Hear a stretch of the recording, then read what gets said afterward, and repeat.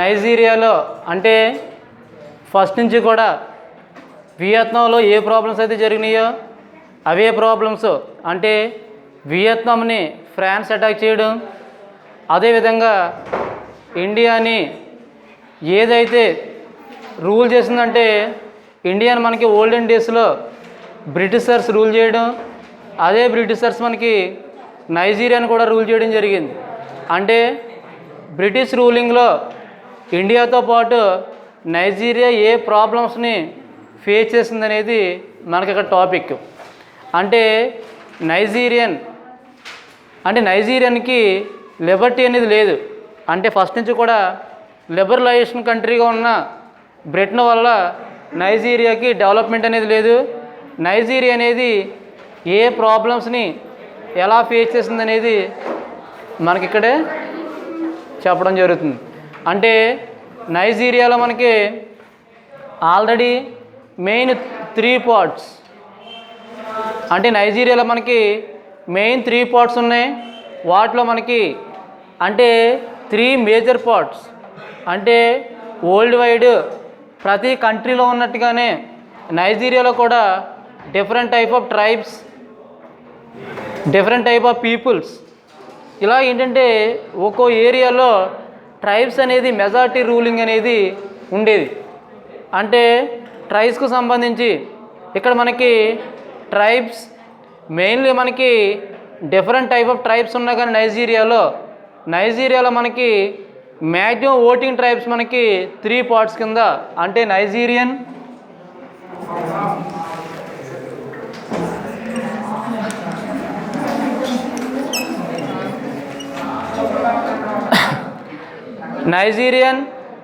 Tribe classification, అంటే Nigerian ట్రైబ్స్లో మనకి classifications అనేవి ఎలా ఉంటాయి ఇక్కడ మనకి క్లియర్గా అబ్జర్వ్ చేయడం జరుగుతుంది.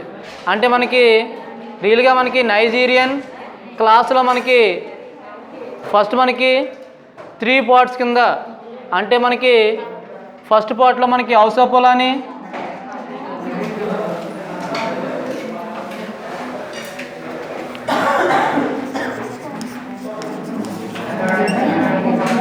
ఫస్ట్ పార్ట్లో మనకి హౌసోపోలాని, అంటే హౌసోపోలాని అంటే మనకి నార్త్ పార్ట్ ఆక్యుపైయింగ్ ప్లేసెస్. ఇది అంటే మనకి నార్త్ పార్ట్ ఆక్యుపైయింగ్లో మనకి హౌసోపోలాని ఏర్పడింది. దీనికి ముందే అంటే నైజీరియాకు ముందే కొన్ని ప్రాబ్లమ్స్ జరిగినాయి. అంటే రియల్గా మనకి పార్టీస్కి సంబంధించి అంటే నైజీరియాలో మనకి పొలిటికల్ కండిషన్స్, అంటే మనకి నైజీరియన్ పొలిటికల్ కండిషన్స్లో మనకి చాలా కండిషన్స్ జరిగినాయి. వాటిలో అంటే నైజీరియాలో ఉన్న ప్రాబ్లమ్స్ని ఫేస్ చేయడానికి అంటే నైజీరియాలో మనకి కొన్ని పొలిటికల్ పార్టీస్ అనేవి ఎంటర్ అవ్వడం జరిగింది. నైజీరియాలో మనకి ఫస్ట్ పొలిటికల్ నేషనల్ పార్టీ కింద మనకి పొలిటికల్ నేషనల్ పార్టీ అంటే అప్పుడు దాకా పొలిటికల్ సిచ్యువేషన్ కానీ పొలిటికల్ రీజన్స్ కానీ నైజీరియాలో లేవు. అంటే ఎప్పుడైతే పొలిటికల్ సిచ్యువేషన్ కానీ పొలిటికల్కి సంబంధించి అంటే ఒక ట్రైబ్ని కానీ ఒక ఏరియాని కానీ కంట్రోల్ చేయడానికి పొలిటికల్ సిస్టమ్ అనేది అవసరం అని వాళ్ళు గుర్తించారు. నైజీరియన్స్ గుర్తించి ఒక పార్టీని ఎనర్జ్ చేయడం జరిగింది. అంటే ఇక్కడ మనకి అంటే వాళ్ళందరూ కూడా నైజీరియన్సే, అంటే నైజీరియన్ కంట్రీస్ ఎవరైతే ఉంటున్నారో వాళ్ళందరినీ కూడా మనం నైజీరియన్స్ అని పిలుస్తాం. ఇక్కడ మనకి నైజీరియన్ డెమోక్రటిక్ పార్టీ, అంటే నైజీరియన్ అంటే రియల్గా మనకి నైజీరియన్ డెమోక్రటిక్ పార్టీ, అంటే నైజీరియన్ డెమోక్రటిక్ పార్టీ అనగానే మనం ఎస్టర్డే క్లాస్లో చెప్పుకున్నాం మనం. అంటే మనకి ఎన్డి అంటే నైజీరియన్ డెమోక్రటిక్ పొలిటికల్ పార్టీ అలా చెప్పొచ్చు, లేకపోతే ఆర్గనైజేషన్ కూడా చెప్పొచ్చు. అంటే మనం టోటల్గా ఎబ్రివేషన్ కూడా ఏమీ రాయక్కర్లేదు మీరు ఎగ్జామ్లో కూడా. నైజీరియన్ పొలిటికల్ పార్టీ లేదా నైజీరియన్ డెమోక్రటిక్ పొలిటికల్ పార్టీ అని రాస్తే సరిపోతుంది. రియల్గా దాన్ని ఎవరు అనౌన్స్ చేశారనేది నిన్న క్లాస్లో మనం అంటే రియల్గా మనకి హెర్బర్ట్ మెకాలే అంటే మెకాలే ద్వారా మనకి ఇక్కడ మనకి ఫస్ట్ పొలిటికల్ పార్టీ అనేది అనౌన్స్ చేయడం జరిగింది. ఎక్కడ ఫస్ట్ పొలిటికల్ పార్టీ అంటే నేషనల్ పొలిటికల్ పార్టీ లేదా national democratic political party announced in first Nigeria by the Macaulay. అంటే ఇతని ద్వారానే పార్టీ అనేది స్టార్ట్ అయింది. అంటే ఎప్పుడైతే పొలిటికల్ పార్టీ స్టార్ట్ అయిందో దానికి ఆపోజిట్గా అంటే రిలేటెడ్గా చాలా పార్టీస్ అనేవి అనౌన్స్ చేయడం జరిగింది. ఆ పార్టీస్లో మనకి నైజీరియన్ యూత్ మూమెంట్ అంటే మనం రియల్గా దాన్ని NYM చెప్తాం. మనం NYM అంటే నైజీరియన్ యూత్ మూమెంట్. ఈ పార్టీని అజికివి లేదా అజివికే అంటే మనకి అజివికే రన్ చేయడం జరిగింది. అంటే రాను ఈ రెండు పొలిటికల్ పార్టీస్ కూడా చాలా అవేర్నెస్ తోటి మొత్తం నైజీరియాని కంట్రోల్ చేయడంలో అంటే మేజర్ రోల్ అనేది పోషించడం జరిగింది. అంటే రియల్గా వీళ్ళిద్దరూ కూడా అంటే నైజీరియాలో పార్టీస్ అనేవి ఉండాలనే ఉద్దేశంతో దీన్ని అనౌన్స్ చేయడం జరిగింది. ఎందువల్లంటే కొంతకాలం పోయేటప్పటికి అంటే రాను అంటే సిస్టమ్ అంతా మారిపోవడం వల్ల నైజీరియాలో ఈ టూ పార్టీస్ అంటే మనకి ఫస్ట్ మనకి ఏ party NYM party national party రెండూ కలిపి వేరే కొత్త ఆర్గనైజేషన్ని ఏర్పాటు చేయడం జరిగింది. అది మనం ఆర్గనైజేషన్ని NCNC అని చెప్పడం జరుగుతుంది. అంటే ఇక్కడ మనకి రియల్గా మనకి NCNC అంటే నిన్న క్లాసులో మనం చెప్పడం జరిగింది. ఏంటి NCNC అంటే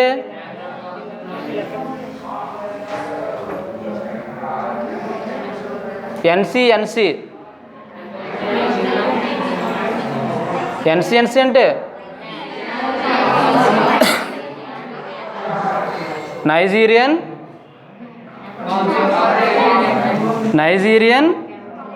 Cameron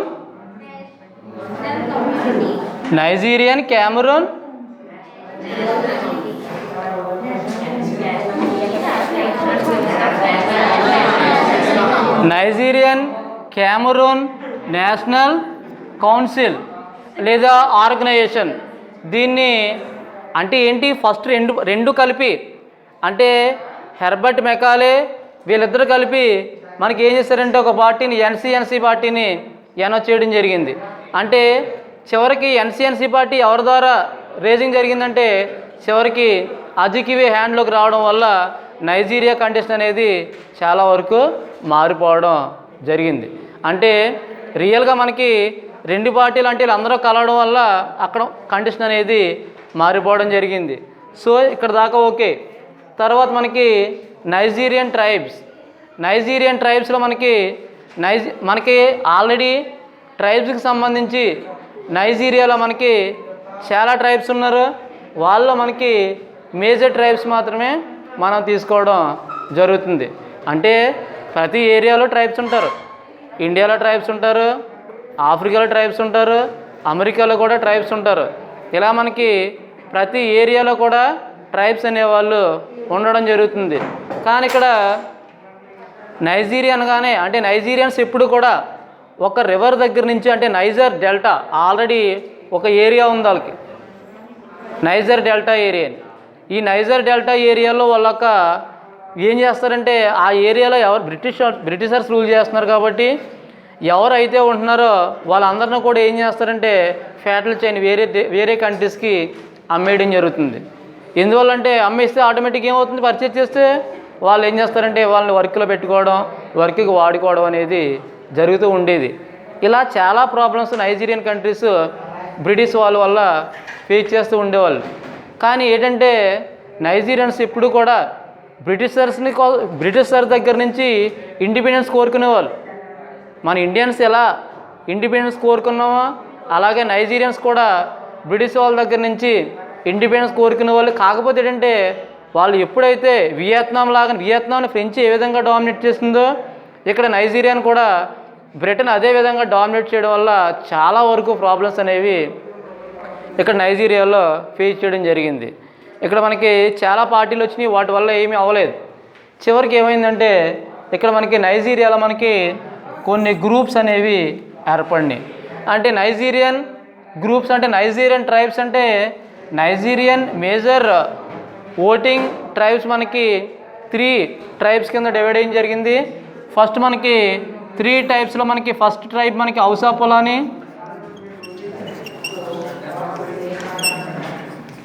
Hausa Fulani occupied the people of north part of Nigeria. అంటే నార్త్ పార్ట్ ఆఫ్ నైజీరియాలో మనకి హౌసా పొలాని పీపుల్స్ ఉంటారు. అంటే వేరు కంట్రీస్లో ఎలా ఉంటారు అక్కడ అలాగే ఇక్కడ కూడా ఏంటంటే ముస్లిమ్స్ క్యాడర్ అనేది, అంటే ముస్లిమ్స్ పర్సంటేజ్ అనేది చాలా ఎక్కువ మొత్తంలో మనకి ఇక్కడ ముస్లిమ్స్ ఉండేవారు అనమాట ఎక్కువగా. ఎక్కడ? హౌసా పొలాని ఏరియాలో. తర్వాత ఏంటంటే మనకి ఈస్ట్ వెస్ట్, అంటే ఈస్ట్ పార్ట్ వెస్ట్ పార్ట్. మనకి ఈస్ట్ పార్ట్ వెస్ట్ పార్ట్ అంటే రియల్గా మనకి ఈస్ట్ వెస్ట్ తీసుకున్నప్పుడు మనకి సౌత్ ఈస్ట్, అంటే మనకి సౌత్ ఈస్ట్ ఏరియాలో మనకి, అదేవిధంగా సౌత్ వెస్ట్ ఏరియాలో సౌత్ ఈస్ట్ ఏరియా. అంటే సౌత్ వెస్ట్ తీసుకున్నట్టయితే సౌత్ వెస్ట్ ఏరియాలో మనకి యోరుబా ఎవరు ఉండేవారు? యోరుబా ట్రైబ్ ఉండేవారు. అదే సౌత్ ఈస్ట్ పార్ట్ తీసుకున్నట్టయితే మనకి ఇబో ఉండేవారు. వీళ్ళని ఈబ్ అని ప్రొనౌన్సియేషన్ మనకి దీన్ని ఎలా అంటారంటే ఈబ్ అని పిలవడం జరుగుతుంది. అంటే రియల్గా Nigeria occupied main 3 parts, the north part and south, north part, east part and west part. రియల్గా ఈస్ట్ వెస్ట్ కాకుండా సౌత్ పార్ట్ అంతా కూడా అప్పట్లోనూ క్రిస్టియానిటీ ఎక్కువ ఉండేది, అంటే క్రైస్తవ సంఘాలు. ఈ క్రిస్టియానిటీ ఎక్కువ ఉండడం వల్ల మొత్తం చాలా వరకు క్రిస్టియానిటీ అంతా కూడా ఏ ఏరియాలో ఉందంటే సౌత్ సైడ్ టోటల్గా మనకి ఆక్యుపై చేయడం జరిగింది. నైజీరియాలో సౌత్ సైడ్ అంతా ఎవరు ఉంటారు అడిగితే ఎగ్జామ్లో how much percentage of people living in south area of Nigeria? Christian people. How many people, which people are living in north part of Hausa Fulani? Muslim people. ఇలా మనకి peoples అందరూ కూడా 3 సెట్లో మనకి మెయిన్ మీరు యోరుబా ఒకటి, ఈబో ఒకటి బాగా గుర్తుపెట్టుకోవాలి. ఎక్కువ మీకు ఎగ్జామ్ పాయింట్ ఆఫ్ వ్యూలో మీకు ట్రైబ్స్ గురించి కంపల్సరీగా అడిగే అవకాశాలు చాలా ఎక్కువగా ఉన్నాయి. తర్వాత అంటే ఓకే ట్రైబ్స్ బాగానే ఉన్నాయి. తర్వాత బ్రిటిషర్స్ మెయిన్ ఎయిమ్ ఏంటంటే, బ్రిటిషర్స్ మెయిన్ ఎయిమ్ మనకి వాళ్ళు divide and rule policy. Britishers policy ఏంటి? డివైడ్ అండ్ రూల్ పాలసీ, విభజించి పాలించు అనే స్కీమ్ మీద బ్రిటిషర్స్ వర్క్ చేయడం జరుగుతుంది. అంటే బ్రిటిషర్స్ ఎప్పుడు కూడా రూలింగ్ అంతా కూడా డివైడింగ్ చేయడం. వాళ్ళ మెయిన్ థీమ్ ఏంటంటే ఈస్ట్ వెస్ట్ని సెపరేట్ చేయాలని. అంటే వాళ్ళిద్దరి మధ్య ఫైటింగ్ అనేది క్రియేట్ చేస్తారు వాళ్ళు. ఎవరిద్దరి మధ్యను? ఈస్ట్ వెస్ట్ మధ్య. అంటే ఈస్ట్లో ఎవరు ఉంటారు? సౌత్ ఈస్ట్లో ఈబో ఉంటారు, సౌత్ వెస్ట్లో యోరుబాస్ ఉంటారు. వాళ్ళిద్దరికి మధ్య ఫైటింగ్ అనేది క్రియేట్ అవుతుంది. ఎందువల్లంటే నార్త్ సౌత్ పీపుల్ మధ్య ఇన్ఈక్వాలిటీస్ వస్తాయి. అంటే మనీ టర్మ్స్లో కానీ కండిషన్స్లో కానీ వాళ్ళిద్దరి మధ్య ఇన్ఈక్వాలిటీస్ రావడం వల్ల వాళ్ళకి గొడవలు రావడం వల్ల ఏమవుతుందంటే ఇక్కడ ఆటోమేటిక్గా గొడవలు రావడం అనేది జరుగుతుంది. ఎప్పుడైతే గొడవలు వచ్చినాయో అంటే నార్త్ సైడ్ పార్ట్ అంతా కూడా రియల్గా అంటే నార్త్ పీపుల్ కాంగ్రెస్ అంత పార్టీ అంతా కూడా నార్త్ పార్ట్లోను, అదేవిధంగా మనకి వెస్ట్ సైడ్ రియల్గా మనకి ఈస్ట్ సైడ్ వెస్ట్ సైడ్, మనకి ఈస్ట్ సైడ్ పార్ట్ అంతా కూడా మనకు ఆల్రెడీ ఎన్సిఎన్సి ద్వారా, అంటే ఎన్సిఎన్సి లీడర్ ఎవరు లాస్ట్కి చివరికి వచ్చేటప్పటికి అజికివే. ఎన్సిఎన్సి లీడర్ కింద అజికివే అనేది అజికివే అతను రూల్ చేయడం జరుగుతుంది. కానీ మనకి వెస్ట్ సైడ్ తీసుకున్నట్టయితే వెస్ట్ సైడ్ ఏజీ ఏర్పడింది. ఆడ ఎగ్జామ్లో మీకు చాలాసార్లు అడిగాడు ఏజీ మీన్స్ అని. ఏజీ అంటే యాక్షన్ గ్రూప్ అనే విషయాన్ని గుర్తుపెట్టుకోవాలి. అంటే యాక్షన్ గ్రూపు, తర్వాత మనకి ఎన్సిఎన్సి, దాంతోపాటు నార్త్ సైడ్ మనకి నార్త్ పీపుల్ కాంగ్రెస్, ఇవన్నీ కూడా మనకి నైజీరియాలో 3 ఏరియాస్లో కూడా ఆక్యుపై చేయడం జరిగింది. ఇలా నైజీరియా అనేది చాలా వరకు ప్రాబ్లమ్స్ క్రియేట్ చేసి చాలా ప్రాబ్లమ్స్ ఫేస్ చేసి ఎలా అయినా సరే బ్రిటిషర్స్ని వాళ్ళ దగ్గర నుంచి వెళ్ళగొట్టాలని చెప్పి వాళ్ళు ఏం చేశారంటే వాళ్ళకు మొత్తం నైజీరియా అంతా కూడా ఒక యూనిటీ ప్రకారం యూనిఫికేషన్ అయ్యారు, అందరూ కలిసారు. చివరికి వచ్చేటప్పుడు అందరూ కలిసి ఏం చేశారంటే బ్రిటిషర్స్ మీద ఫైట్ చేయడం అనేది జరిగింది. ఎందువల్లంటే బ్రిటిషర్స్ ఎప్పుడూ కూడా నైజీరియన్స్ మీద ఎప్పుడు అటాక్ చేస్తూ ఉండేవారు. వాళ్ళు ఎప్పుడు అటాక్ చేస్తుంటే నైజీరియన్ పీపుల్ చాలా వరకు అలా మౌంటైన్స్లో అక్కడక్కడ దాక్కుని ఏం చేశారంటే తర్వాత చివరికి వచ్చేటప్పటికి వాళ్ళు వీళ్ళ ప్రాబ్లమ్స్ అన్నీ చూసి వీళ్ళ తిరుగుబాటు అంతా చూసి ఒక్కసారిగా వీళ్ళంతా ఏం చేశారంటే యాజిటేషన్ అనేది చేయడం జరిగింది. ఎప్పుడైతే యాజిటేషన్ చేశారో, ఎప్పుడైతే యాజిటేషన్ జరిగిందో ఆటోమేటిక్గా మనకి 1963లో అంటే 1963 అక్టోబర్ 1న ఇండిపెండెన్స్ డే రావడం జరిగింది. ఎవరికి? నైజీరియాకి. Is most IMP blank. Nigerian independence day 1963 October 1. Indian independence day 1947 August 15. So ఇక్కడ మనకి నైజీరియా ఇండిపెండెన్స్ 1963లో నైజీరియాకి ఇండిపెండెన్స్ రావడం అనేది జరిగింది. అంటే Nigeria by hand over the rule of in the previous days by the Britishers. British చేతిలో ఇంతకుముందు ఉండిపోవడం అనేది జరిగింది. తర్వాత మనకి నైజీరియాలో మీకు ఆల్రెడీ ఫస్ట్ నుంచి చెప్తున్నాం మనం, నైజీరియన్ డెల్టా అంటే నైజర్ డెల్టా, ఈ ఏరియాలో ఫ్యూల్ పడింది అక్కడ. అంటే ఫ్యూల్ అంటే ఒక ఇంధనం. ఫ్యూల్ పడడం వల్ల ఆల్మోస్ట్ ఏంటంటే ఎప్పుడైతే ఫ్యూల్ పడిందో ఫ్యూల్ అంతా కూడా తీసుకోవడానికి ట్రై చేస్తున్నారు ఎవరు? బ్రిటిషర్స్. కానీ బ్రిటిషర్స్ ఎప్పుడూ కూడా దీన్ని తీసుకోవడానికి చాలా ఆక్యుపేషన్, చాలా ప్రయత్నాలు అనేవి చేయడం జరిగింది.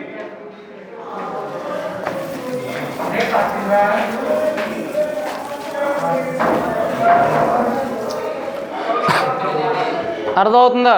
ఇక్కడ మనకి నైజీరియాలో మనకి చాలా వరకు అంటే రియల్గా మనకి ఈ ప్రాబ్లమ్స్ అంటే ఎగ్జామ్ పాయింట్ ఆఫ్ వ్యూలో మనకి Nigeria independence day October 1, 1963, India independence day 1947 October. అంటే ఇండిపెండెన్స్ డేకి అంటే ఇండిపెండెన్స్ ఇయర్స్కి సంబంధించి మనకు చాలా వరకు ఓట్ క్వశ్చన్స్ అనేవి, మల్టిపుల్ చాయిస్ క్వశ్చన్స్ అనేవి రావడానికి చాలా అవకాశం ఉంది.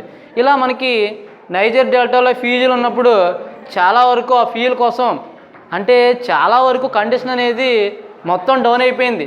అంటే సెకండ్ వరల్డ్ వార్ టైం నుంచి కూడా మొత్తం టోటల్గా నైజీరియా కండిషన్ అనేది చాలా దారుణంగా ఉంది. అప్పుడు ఏంటంటే పీపుల్స్ అందరూ కూడా యాజిటేషన్ చేశారు మాకు ఇండిపెండెన్స్ కావాలని నైజీరియాలో. ఎప్పుడైతే నైజీరియాకి ఇండిపెండెన్స్ వచ్చిందో అక్కడి నుంచి నైజర్ డెల్టా అంటే మీకు ఆల్రెడీ ఫ్యూల్ అది ఎక్కువ మనకు దొరికే డెల్టా. అది డెల్టా అంటే డెల్టా ఏరియా అంటే ఆ ఏరియాలో ఫ్యూల్ పడుతుంది. ఆ ఫ్యూల్ కోసం చాలా కంట్రీస్ ట్రై చేస్తాయి. చివరికి ఏమవుతుందంటే ఆ ఫ్యూల్ అంటే ఆ ఫ్యూల్ అనేది మిడిల్ క్లాస్ పీపుల్ అంటే గవర్నమెంట్ ఓన్లీ హ్యాండ్ ఓవర్ చేసుకోవడం. తర్వాత ఏంటంటే మిడిల్ క్లాస్ పీపుల్ కానీ లో క్లాస్ పీపుల్ కానీ ఆ ఫ్యూల్ అనేది అంటే ఆ ఫ్యూల్ పర్సంటేజ్ అనేది తిరుగుబాటు చేశారు ఫ్యూల్ కోసం. అంటే గవర్నమెంట్ దగ్గర నుంచే ఫ్యూల్ పర్సంటేజ్ వీళ్ళకి కావాలంటే పూర్ పీపుల్ కావాలని, కానీ గవర్నమెంట్ మీకు మనీ అనేది ఏమేమో ఫ్యూల్ పర్సంటేజ్ అనేది ఇవ్వమని చెప్పి వాళ్ళు గవర్నమెంట్ ఇవ్వకపోవడం వల్ల గవర్నమెంట్ని కూడా తిరుగుబాటు అనేది చేయడం జరిగింది. చివరికి వచ్చేటప్పటికి ఎప్పుడైతే 1963 అక్టోబర్ 1న ఇండిపెండెన్స్ అనేది ఎవరికి వచ్చింది? నైజీరియానికి ఇండిపెండెన్స్ వచ్చింది. ఇండిపెండెన్స్ వచ్చిన తర్వాత సివిల్ గవర్నమెంట్ ఏర్పడింది. కానీ సివిల్ ఎమర్జెన్సీ అనేది చాలా కాలం నిలవలేదు. తర్వాత ఏంటంటే నైజీరియాలో మిలిటరీ పవర్స్ వచ్చినాయి. అంటే నైజీరియాలో చివరికి వచ్చేటప్పటికి ఏమైందంటే మిలిటరీ పవర్స్ చివరికి వచ్చేటప్పటికి నైజీరియాలో మనకి మిలిటరీ పవర్స్ రావడం. ఎప్పుడైతే మిలిటరీ పవర్స్ వచ్చినాయో నైజీరియా అంతా కూడా వీళ్ళ కంట్రోల్కి వెళ్ళిపోవడం వల్ల ఫ్యూల్ కోసం ఫైటింగ్ అనేది జరిగింది. కామన్ పీపుల్ని క్రషింగ్ చేయడం అంటే బాగా డౌన్ చేయడం వల్ల చాలా ప్రాబ్లమ్స్ అనేవి రావడం జరిగింది. చివరికి వచ్చేటప్పటికి నైజీరియా అనేది ఏ కండిషన్లో ఉందో ఏంటనేది అంటే ప్రజెంట్ కండిషన్లో నైజీరియా అనేది ఎలా ఉందంటే మామూలు ఒక డెమోక్రటిక్ కింద కొంత రూలింగ్ పొజిషన్లోకి కొంత రూలింగ్ పొజిషన్లోకి నైజీరియా అనేది రావడం జరిగింది. అది నైజీరియన్ పార్టీది. అంటే ఇక్కడతో మనకి లెసన్ కంప్లీట్ అయిపోతుంది. ఒక్కసారి మీరు రీక్యాప్సులేషన్ చేసుకుంటే మనం లెసన్ని కంప్లీట్ అనేది చేసేయచ్చు. ఫస్ట్ నుంచి ఒకసారి రీక్యాప్సులేషన్ చూడండి.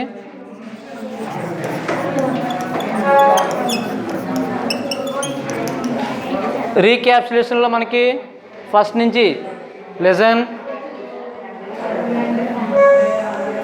రీక్యాప్సులేషన్లో మనకి ఫస్ట్ నుంచి కూడా స్టార్టింగ్ మనకి ఈ లెసన్కి సంబంధించి కాలనైజేషన్స్ అంటే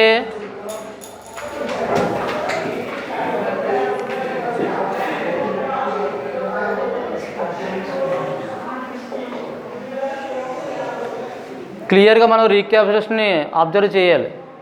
ఇక్కడ మనకి ఫస్ట్ నుంచి కూడా ఈ టాపిక్ సంబంధించి అంటే స్టార్టింగ్ నుంచి కాలనైజేషన్ గవర్నమెంట్స్ ఎలా ఉన్నాయి అనేది, నెక్స్ట్ మనకి ఫస్ట్ స్టార్టింగ్లో మనకి జియో మిండాంగ్ పార్టీ ఏర్పడిందని, జియో మిండాంగ్ పార్టీ తర్వాత జియో మిండాంగ్ పార్టీకి సన్ యట్-సెన్ రూల్ చేయడం, సన్ యట్-సెన్ తర్వాత చియాంగ్ కైసేక్ రావడం, చియాంగ్ కైసేక్ తర్వాత చైనాలో లేటెస్ట్గా మనకి సిసిపి అంటే చైనీస్ కమ్యూనిస్ట్ పార్టీ ఏర్పడడం, అది డెవలప్మెంట్ చేయడం, ఉమెన్స్కి ఎక్కువ ఇంపార్టెన్స్ ఇవ్వడం అనేది చైనాలో జరిగినాయి.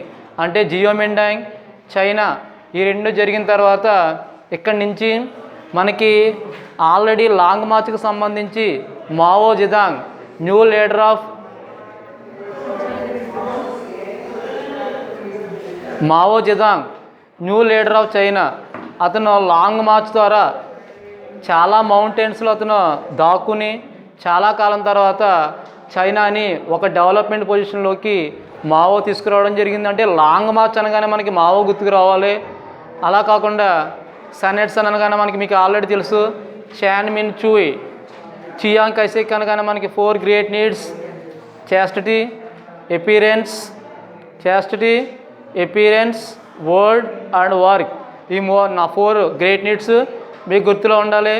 తర్వాత మనకి Chiang Kai-shek, Sun Yat-sen, Mao Zedong తర్వాత ఇక్కడ డౌనింగ్లో మనకి వియత్నాం లీడర్స్ అంటే వియత్నాంని ఫ్రెంచ్ అనేది ఏ విధంగా క్రషింగ్ చేసింది, వియత్నాంని ఫ్రెంచ్ ఏ విధంగా రూల్ చేసింది అనే విషయాన్ని క్లియర్గా అబ్జర్వ్ చేయాలి. తర్వాత వియత్నాంలో ఈ గొడవలన్నీ ఈ కాంట్రవర్సీస్ అన్నీ జరిగిన తర్వాత ఫ్రెంచ్ అనేది ఇక్కడ మనకి లామ్ డీన్ దగ్గర ఓడిపోవడం, తర్వాత వియత్నాం డెవలప్ చేయడానికి ఓచోమిన్ రావడం, ఓచోమిన్ వచ్చిన వెంటనే ఓచోమిన్ ఎప్పుడైతే ఎంటర్ అయ్యాడో ఓచోమిన్ ద్వారా అంటే 1930లో ఓచోమిన్ ఎప్పుడైతే వచ్చాడో ఇక్కడ వియత్నాంలో కండిషన్ అనేది చాలా వరకు చేంజ్ అయిపోవడం జరిగింది. ఎప్పుడైతే ఓచోమిన్ వచ్చాడో ఓచోమిన్ ఆల్రెడీ ఒక రూలింగ్ పెట్టాడు. ఓచోమిన్ రూలింగ్ ఏంటి? What is the ruling of Ho Chi Minh? 1930లో ఓచోమిన్ రూలింగ్ రాగానే అతను ఏం పెట్టాడు? అతను ఏమైనా పెట్టాడు? స్కీమ్స్ ఏమైనా పెట్టాడు ఓచోమిన్? స్కీమ్స్ ఏం పెట్టలేదు ఓచోమిన్, ఏం పెట్టలేదు అసలు ఓచోమిన్ మనకి చాలా స్కీమ్స్ అయ్యి అంటే ఓచోమిన్ ఏంటంటే రియల్గా ఆఫ్రికాలో పాన్ ఆఫ్రికిజం అంటే ఆఫ్రికా అంతా కూడా ఒకటే, మన అందరం ఒకటే అని ఒక స్కీమ్ అనేది ఆఫ్రికాలో నడిచింది.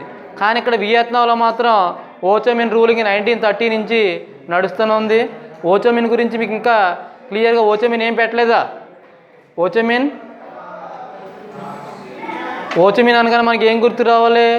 వియత్నాం గుర్తుకు రావాలి. తర్వాత ఏంటంటే ఎప్పుడైతే ఓచోమిన్ అంటే వియత్నాం అనేది మీకు ఆల్రెడీ డౌన్ అయిపోతుందో ఇక్కడ మనకి ఎప్పుడైతే డౌనింగ్ అయిపోయే సమయంలో ఓచోమిన్ మొత్తం దాన్ని రూల్ చేయడం, తర్వాత వియత్నాంలో కొన్ని బ్లాస్టింగ్స్ జరిగినాయి. మీకు ఆల్రెడీ అమెరికా అనేది వియత్నాంలో ఎంటర్ అవ్వడం, ఇక్కడ మనకి వియత్నాంలో పార్ట్స్ ఎప్పుడైతే కలిసిపోతాయో వాటిని డివైడ్ చేయడానికి అమెరికా ఎంటర్ అవ్వడం, ఎంటర్ అయిన తర్వాత మీకు already B-52 bombs, napalm bombs, agent orange ఇలా మనకి డిఫరెంట్ టైప్ ఆఫ్ బాంబ్స్ అని అంటే ప్లాంట్ కిల్లర్ సంబంధించి బాంబ్స్ అని వేయడం, ఇలా వియత్నాంని డిస్ట్రాయ్ చేయడం. అదే సమయంలో వియత్నాంలో గ్రేట్ డిప్రెషన్ రావడం, ఇవన్నీ జరగడం వల్ల వియత్నాం అనేది కండిషన్ చాలా వరకు చేంజ్ అయిపోవడం జరిగింది. అంటే వియత్నాంలో ఆల్రెడీ కొన్ని పార్టీస్ వచ్చినాయి మీకు తెలుసు ఆల్రెడీ. అంటే వియత్నాంలో మనకి NLF ఏర్పడింది, నేషనల్ లిబరేషన్ ఫ్రంట్ని ఏర్పాటు చేయడం, ఇవన్నీ కూడా మనకి వియత్నాంలో జరిగినాయి. తర్వాత మనకి వియత్నాం తర్వాత మన ఇండియా ఏ విధంగా బ్రిటిష్ చేతిలో ఉన్నాయో అదేవిధంగా అదే బ్రిటిష్ చేతిలో నైజీరియా కూడా ఉన్నాయి. కానీ ఇండియాకి మాత్రం 1947లో ఇండిపెండెన్స్ రావడం, నైజీరియాకి మాత్రం 1963 అంటే 1963 అక్టోబర్ 1ని నైజీరియాకి ఇండిపెండెన్స్ రావడం. మీరు ఇయర్ బాగా గుర్తుపెట్టుకోవాలి. 1947 అనగానే ఇండియా గుర్తుపెట్టుకురావాలి. 1960 అనగానే కాంగో ఇండిపెండెన్స్. ఇవన్నీ కూడా గుర్తుపెట్టుకోవాలి. మ్యాక్సిమం ఏంటంటే చాలా వరకు ఇవన్నీ గుర్తుపెట్టుకుని ఇక్కడ మనకి నైజీరియా కండిషన్ అనేది, ఎన్సీఎన్సీ పార్టీ గురించి, నైజీరియన్స్లో మనకి ట్రైబ్స్ ఏ విధంగా ఉన్నాయని గురించి మనం క్లియర్గా, తర్వాత డెల్టా నైజర్లో కండిషన్ సెట్ అనేది క్లియర్గా మనం చెప్పుకోవడం జరిగింది. ఇది రీక్యాపులేషన్. ఈ లెసన్ ఇంతటితో కంక్లూజన్ అయిపోయింది. నెక్స్ట్ లెసన్ అనేది టుమారో అంటే నెక్స్ట్ క్లాస్లో మనం స్టార్ట్ చేయడం జరుగుతుంది. Thank you very much.